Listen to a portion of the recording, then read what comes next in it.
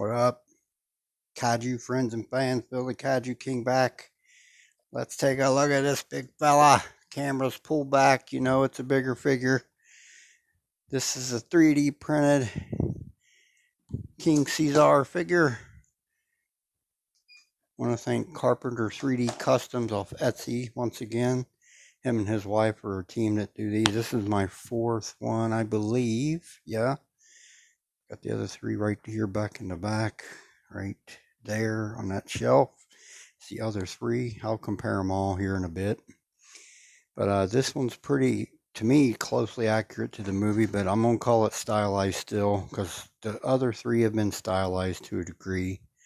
Not totally screen accurate, but you can definitely tell it's a Godzilla though, you know. Especially the Heisei Godzilla, you can tell it's Heisei in the -1. King Ceasar, let's stop this and measure him up real quick. I wanted to do that. I brought my trusty tape measure here. Let's see. So he is basically 16 inches tall, give or take, to the top of his floppy ear here, about 16 inches roughly.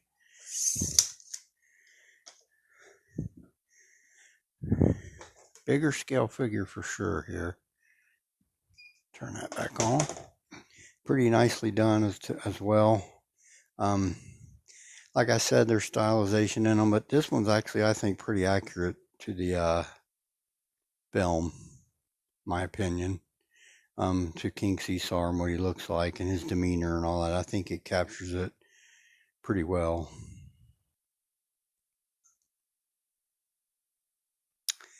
Let's, nobody better to tell the story of King Ceasar, but right from the movie here, I want to play this real quick. A prophecy. Come and look at this. This one looks like one of them. You know what it is? Probably. The guardian of the Azumis. He's called King Ceasar. King Ceasar. Woo! There's a legend among the Azumis.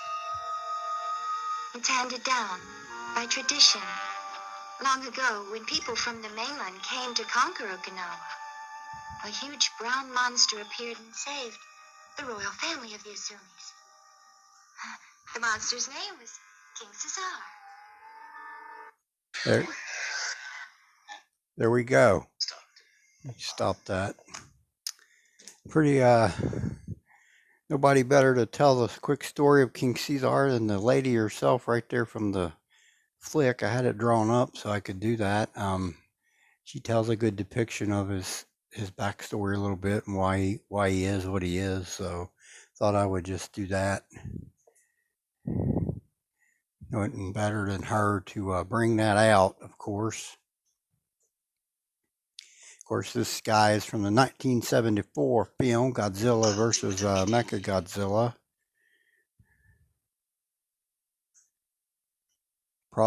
My favorite. Well, I always go back and forth, but this is my favorite movie, and then Gigan is 1B, I guess, movie-wise. But then my favorite enemy is Gigan 1A and Mechagodzilla 1B. It's very weird, I'm sorry, but that's just the way it is for me. I'm weird that way. Yeah, this is definitely the fourth one I've had. It's resin 3D printed. I have the Mechagodzilla, Mecha Kong and Mechagodzilla, but this is the fifth. I'm sorry. The fourth was the 98. I'm trying to remember what I got. The 98 over there. That's the fourth one I got. So this is the fifth. Sorry about all that. One I've gotten, of course, from the Godzilla versus Mechagodzilla. Him and Godzilla team up and barely beat Mechagodzilla. I mean, Mechagodzilla was whipping their butts, but he managed to prevail with mostly Godzilla's help. But Mechagodzilla did bring it when he was fighting them, though. Let's take a quick look at this big fella. You can see I measured him out 16 inches basically. There's the tail, furry end tip of the tail. The paint app is pretty accurate. I thought the darker brown scaly textures and then the lighter brown fur on the body. Like I said, this 3D printed resin, but it's pretty detailed, I thought. Pretty accurate. There's the legs. You can see the scales on the legs in the midsection here. Looks good. There's the brown fur on the back base of the butt here in the tail, up here on the upper back. There's brown fur hood there. Basically, looks pretty good. Midsection up here on the chest, the brown fur as well. Hand claws, 3 of them, bone white. Toenails were bone white as well. Floppy ear version.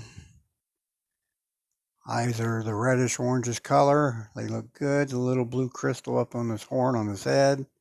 White teeth in the mouth, red mouth and her tongue and all that.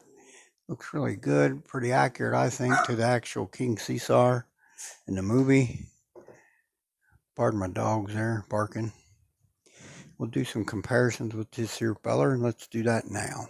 All right, y'all, here's 2 of the other 4 I have. This is the Shoshingeki Goji custom stylized and the Heisei stylized 3D printed Godzillas.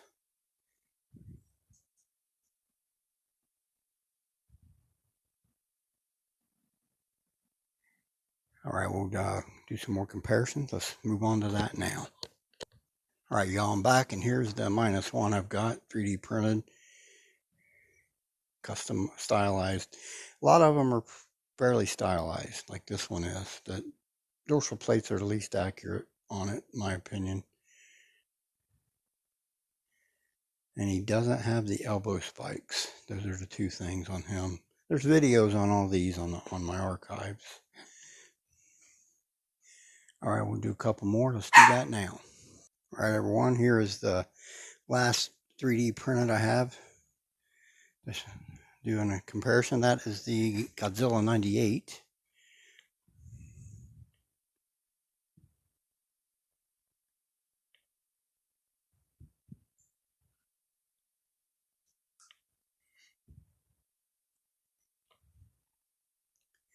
All right, we'll do a couple more here. Let's do that. All right, y'all, here is the 30 centimeter X Plus Godzilla 74 favorite sculptor's line and the 25 centimeter X Plus King Ceasar. A little bit better size and scope detail there with some actual X Plus figures that y'all folks might have.